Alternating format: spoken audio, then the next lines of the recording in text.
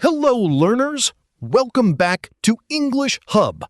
Today, we're going to explore direct and indirect speech.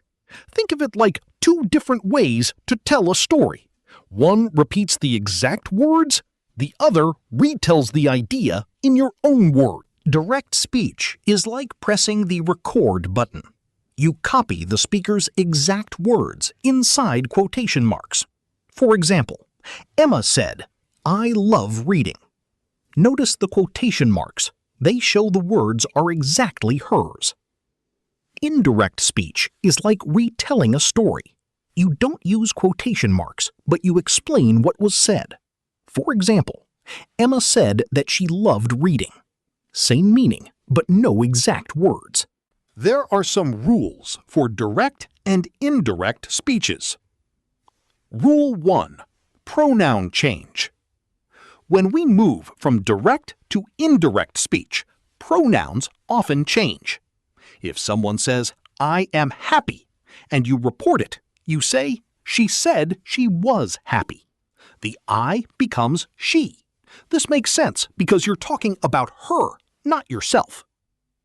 Rule 2. Tense change. Tenses usually move one step back in time. For example, "I play football" becomes "he said he played football." Present tense changes to past tense. This shows the action already happened when you're reporting it. Rule 3. Time words. Time words also change. If someone says, "I will go tomorrow," you report it as, "He said he would go the next day." Tomorrow becomes the next day. This helps the listener understand when the action happens. Next, we will go through questions in speech and negatives in speech. Questions change word order when reported. For example, "She asked, 'Are you happy?' becomes, "She asked if I was happy." Notice how the question mark disappears and the sentence flows like a statement. Negatives stay negative, but the helping verb changes. For example, "She said, 'I cannot run,' becomes, "She said that she could not run." The meaning stays the same, but the grammar shifts slightly. Let's practice together. Convert these sentences into indirect speech. She said, "I am cooking." He said, "I played football yesterday."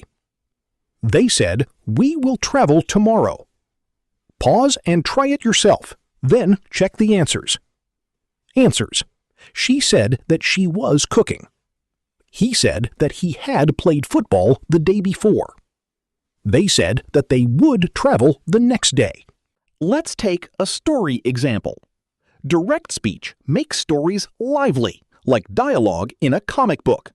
Tom said, "I found a treasure." Anna replied, "That's amazing." Indirect speech retells the story smoothly. Tom said that he had found a treasure. Anna replied that it was amazing. Both are useful. Direct speech adds drama. Indirect speech adds clarity. Great work! You now know how to use direct and indirect speech.